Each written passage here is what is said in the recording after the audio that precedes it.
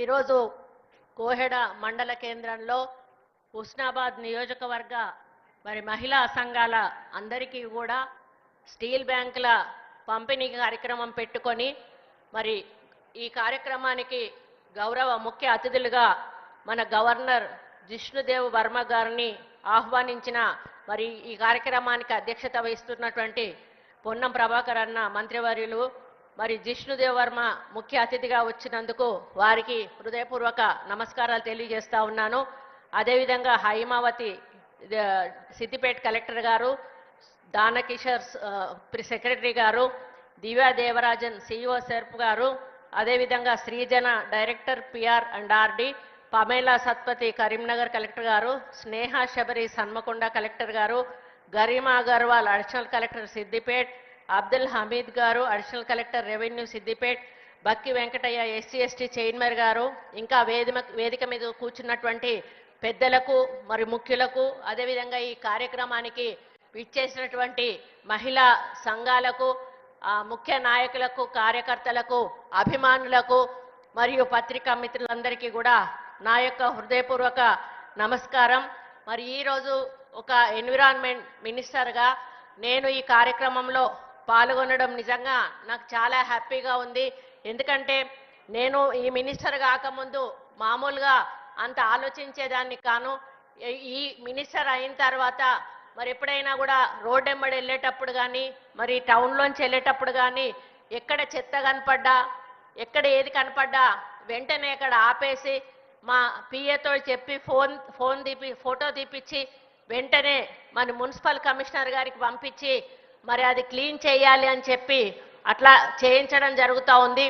ఎందుకంటే అట్లా చేయకపోతే మరి వర్షం పడడం వలన దానివల్ల అక్కడంతా కూడా దుర్గంధం వ్యాపించడంతో ఆ ఇండ్లల్లో ఉండే వాళ్ళకి అనారోగ్యాలు రావడమే కాకుండా రోడ్డు మీద మరి అట్నుంచి వెళ్ళేటప్పుడు మరి జంతువులు ఉంటాయి, కుక్కలు ఉంటాయి, పిల్లులు ఉంటాయి, ఇట్లాంటి జీవాలన్నీ కూడా వాటిని తినడం జరుగుతుంది.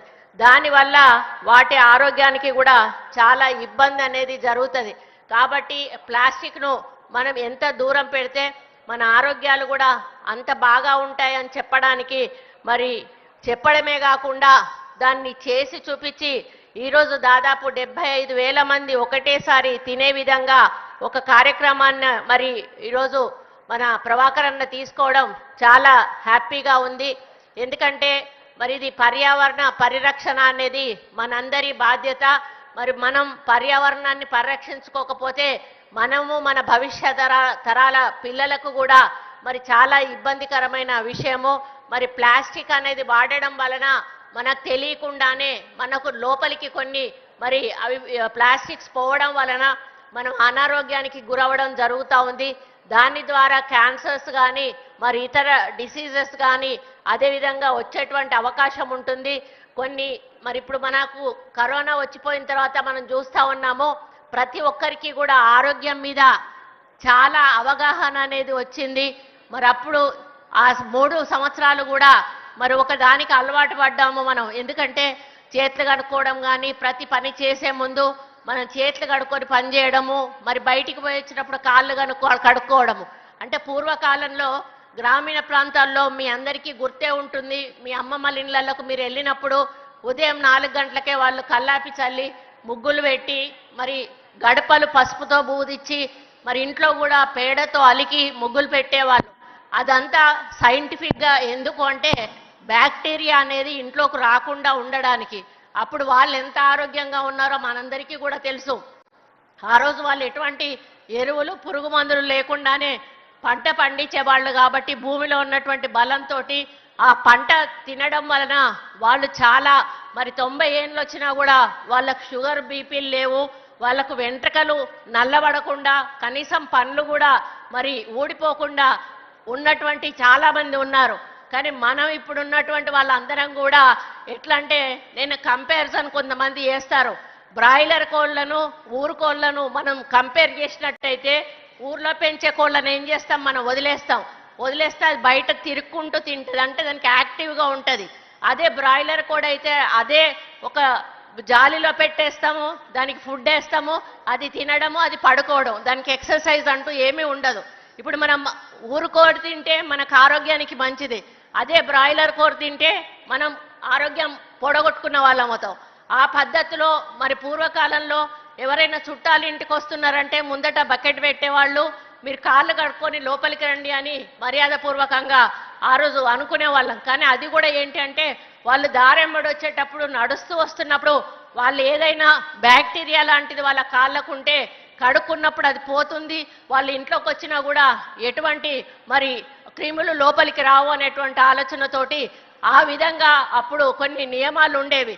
కానీ ఈరోజు మనం ఏం చేస్తామంటే రాగానే చేతులు కడుక్కోవడం కాళ్ళు కడుక్కోవడం ఉండదు, అన్నం పెట్టుకోవడం ఒక స్పూన్ పెట్టుకొని తినేయడం, ఇటువంటి అలవాట్ల వల్ల మనకు తెలియకుండానే మనం ఎన్నో రకాల అనారోగ్యాలకు కూడా గురవుతా ఉన్నాము. ముఖ్యంగా ఈ యొక్క ప్లాస్టిక్ అనేది వందల సంవత్సరాలైనా కూడా అది భూమిలో కలిసిపోదు. అది కేవలం భూమిలో కలిసిపోకుండా అట్లా ఉండడమే కాదు, అది భూమిలో ఉన్నటువంటి నీటిని కాలుష్యం చేస్తుంది. మరి అదేవిధంగా మనకు నిల్వ ఉన్నటువంటి జలాల్లో వేస్తే అవి కూడా కాలుష్యం అయిపోతాయి. మరి అదేవిధంగా మనకేమన్నా డ్రైనేజ్ వ్యవస్థ ఉంటే వాటికి కూడా అడ్డం పడి మనకు బయటికి వరదలు వచ్చేటువంటి అవకాశం ఉంటుంది. అంటే డైవర్సిటీ ప్రాబ్లం, మనకు సహజమైనటువంటి వాతావరణం అనేది మనం కోల్పోవడం జరుగుతుంది. దీనివల్ల మనమందరం కూడా బాధపడేటువంటి పరిస్థితి వస్తుంది. కాబట్టి ఇవన్నీ కూడా ఇంత వివరంగా చెప్పడానికి కారణం ఏంటంటే ఈరోజు మనం కానీ జాగ్రత్తలు తీసుకోకపోతే మన భవిష్యత్తు తరాల పిల్లలు ఇంకా కూడా అనారోగ్యాల పాలయ్యేటువంటి అవకాశం ఉంటుంది. కాబట్టి మహిళలు గతంలో లాగా వంటింటికి పరిమితంగా లేరు. ఈరోజు మన రేవంత్ అన్న వచ్చినాక మరి మీ అందరికీ కూడా ఎన్నో సంక్షేమ పథకాలు అందిస్తూ మరి మహిళలను ముందుకు తీసుకెళ్తా ఉన్నారు. మరి ఇప్పుడే బయట బస్సులు కూడా ప్రభాకర్ అన్న మీకు ఇచ్చాడు. ఎందుకు అంటే మహిళలే ఈరోజు వ్యాపారం చేసుకోవాలి, మరి సోలార్ విద్యుత్ మీకే ఇస్తా ఉన్నారు, అది కూడా ఒక బిజినెసే, ఎందుకంటే మహిళలే ఆ బిజినెస్ చేయాలి. ఇండ్లు కూడా మీ పేరు మీదనే ఇస్తా ఉన్నారు. ఎందుకు అనంటే మహిళలైతేనే సంసారాన్ని చక్కదిద్దగలుగుతారు అనేటువంటి ఒక నమ్మకంతో, పిల్లల బాధ్యత కూడా తీసుకోగలుగుతారు అన్నటువంటి నమ్మకంతో ఈరోజు ఏది చేసినా కూడా మన ప్రభుత్వం మహిళల పేరు మీదనే చేస్తూ ఉంది. 200 యూనిట్ల విద్యుత్ కూడా ఈరోజు ఉచితంగా ఇస్తూ ఉంది. బస్సు కూడా మీరు ఫ్రీగా ఈరోజు ఎక్కడికంటే అక్కడికి బస్సులో వెళ్ళగలుగుతున్నారు. మరి ఈ బస్సు ఫ్రీ బస్సు పెట్టిన దగ్గర నుంచి మా దేవాలయాల ఇన్కము 170 కోట్ల రూపాయలు ఈరోజు పెరిగింది అంటే దాంట్లో మహిళలకు ఎంత లాభం జరిగిందో ఒకసారి ఆలోచించండి. అంతేకాకుండా గ్రామీణ ప్రాంతంలో ఉన్నట్టు మహిళలు ఎంత అనారోగ్యం వచ్చినా కూడా మా ఊర్లలో ఉన్న వాళ్ళు పట్టణానికి పోవడానికి పైసలు లేక మరి చూయించుకునే వాళ్ళు కాదు. ఇప్పుడు అట్లా కాదు, ఒక 2-3 కలుస్తా ఉన్నారు. హైదరాబాద్ వరకు కూడా వచ్చి ఉస్మానియా మన గాంధీ హాస్పిటల్ అట్లాంటి వాటిలలో పరీక్షలు చేయించుకొని అవసరమైతే అక్కడే ఉండి ఆపరేషన్లు చేయించుకొని ఈరోజు ఇంటికి వెళ్తా ఉన్నారు. ఎందుకంటే హాస్పిటళ్లలో ఫ్రీగా ఫుడ్ ఉంటుంది, మరి మీరు బెడ్ ఉంటుంది, అదే ఫ్రీగా సర్వీస్ చేస్తారు. ఆ విధంగా వాళ్ళు అనారోగ్యంగా ఉన్న వాళ్ళందరూ కూడా ట్రీట్మెంట్స్ తీసుకొని చాలా మరి లబ్ధి పొందుతా ఉన్నారు ఈ బస్సు ద్వారా అని కూడా.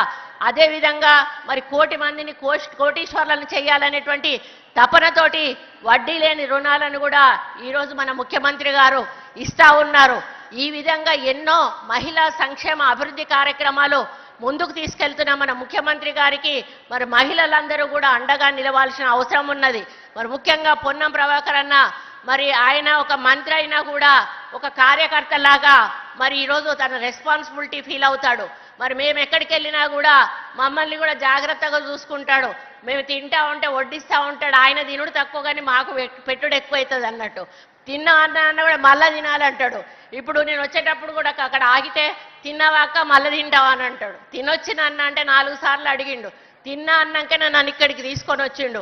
అంటే ఎదుటి వాళ్ళ కడుపు చూసేటువంటి మనిషి మన పొన్నం ప్రభాకర్ అన్న. మీ ఆకలి తన ఆకలి అనుకునేటువంటి వ్యక్తి ప్రభాకర్ అన్న. మరి ఆయన చేసేటువంటి సేవను మీరు ఎప్పుడు కూడా మర్చిపోవద్దు. మరి ఇంత పెద్ద ఎత్తున వాళ్ళ నాన్నగారి పేరు మీద ఈరోజు వాళ్ళ ఫ్యామిలీ వచ్చిండ్రు, వాళ్ళ అమ్మ ఉంది, వాళ్ళ భార్య ఉంది, వాళ్ళ అన్నదమ్ములు, వాళ్ళ కొడుకులు, ఇంతమంది కుటుంబ సభ్యులందరూ కూడా ఇక్కడ ఉన్నారు. ఇది మామూలు విషయం కాదు. ₹1 ఉంటే ఎదుటి వాళ్ళకి ఇస్తే ఏమొస్తుంది, నేను దాచిపెట్టుకుంటే రేపు నా కుటుంబానికి నాకు అవసరం వస్తుంది అనుకునే ఈ రోజుల్లో మరి ఇంతమందికి కూడా ఇంత పెద్ద ఎత్తున దాదాపు ఒక 2-3 కోట్లైనా ఖర్చు అయి ఉంటాయి. మరి ఇంత పెద్ద ఎత్తున ఒక మహిళా సంఘాలకు ఇటువంటి మరి పంపిణీ చేయడం అనేది మామూలు విషయం కాదు. అంటే ఎంత దూరదృష్టితోటి మీ మీద ఎంత ప్రేమ అభిమానంతో, అంటే నా నియోజకవర్గ ఆడబిడ్డలు కానీ మరి ప్రజలు కానీ అనారోగ్యం పాలు కాకూడదు, వాళ్ళు హ్యాపీగా ఉండాలి. మరి మీరు హ్యాపీగానే ఉంటేనే మరి మీ పిల్లలు హ్యాపీగా ఉంటారు, మరి నియోజకవర్గ ప్రజలు హ్యాపీగా ఉంటేనే తను కూడా హ్యాపీగా ఉంటానని చెప్పేసి ఈ యొక్క కార్యక్రమాన్ని తీసుకోవడం నిజంగా అన్న పెద్దవాడు కాబట్టి అభినందించడం కాదు, మరి అన్నకు నిజంగా చేతులెత్తి నమస్కరిస్తా ఉన్నాను.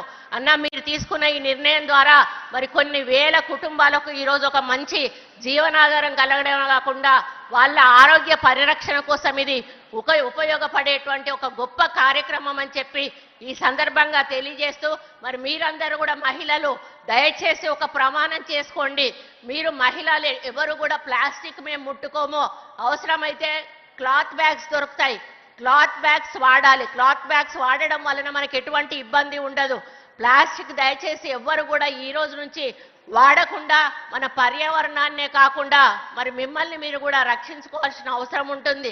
కాబట్టి ఈ విధంగా మీరు సమాజానికి సేవ చేసిన వాళ్ళు అవుతారు ఇండైరెక్ట్గా. కాబట్టి మీరందరూ కూడా ఈ కార్యక్రమాన్ని మీరు ముందుకు తీసుకెళ్తూ 10 మందికి కూడా చెప్పాల్సిన అవసరం ఉన్నది. ఒకరి ద్వారా ఒకరు మారినా చాలు, అట్లా ఒక 10 మంది ద్వారా 10 మంది మారినా చాలు. ఆ విధంగా మారినప్పుడు మనలో పూర్తి మార్పు వచ్చినప్పుడు 100% ప్లాస్టిక్ ఫ్రీగా మన తెలంగాణ రాష్ట్రం ఏర్పడ్డ రోజు మనమందరం కూడా ఆరోగ్యంగా ఉండేటువంటి అవకాశం ఉంటుంది. ఇప్పటికే మేము గవర్నమెంట్ ఆఫీసులలో కానీ సెక్రటేరియట్లలో కానీ ఎక్కడ కూడా మేము గాజు బాటిల్స్ గాజు గ్లాసులే వాడతాము. అదే పద్ధతిలో మనం రాష్ట్రం అంతటా ఎక్కడ ఏ కార్యక్రమం జరిగినా కూడా ఇటువంటి వస్తువులను మాత్రమే వాడాలి తప్పితే యూజ్ అండ్ త్రో అసలు కూడా సింగిల్ యూజ్ ఎప్పుడు కూడా వాడకుండా ఉంటేనే బాగుంటుంది అనేది మనం ఒక నిర్ణయం తీసుకొని ముందుకెళ్తే ఇంకా ఇంకా ఇంకా మన రాష్ట్రం ముందుకెళ్లే అవకాశం ఉంటుందని తెలియజేసుకుంటూ, మరి అన్న ఎంతో ప్రేమతో వచ్చినటువంటి అవకాశాన్ని మీరు వినియోగించుకోండి. మరి మళ్ళీ ఆయనను కూడా ఆశీర్వదించాల్సిన బాధ్యత మీ మీద ఉంది. ఎందుకంటే మీ గురించి అన్న అంత ఆలోచించినప్పుడు అన్న గురించి కూడా మీరు ఆలోచించాలి. మరి రేపు మనకు లోకల్ బాడీ ఎలక్షన్స్ కూడా వస్తాయి, అన్న వెంట నడవండి, మరి మంచి పేరు తేండి ఈ నియోజకవర్గానికి అని కోరుకుంటూ, మరి అవకాశం ఇచ్చిన మీ అందరికీ కూడా వేదిక మీద ఉన్న పెద్దలందరికీ కూడా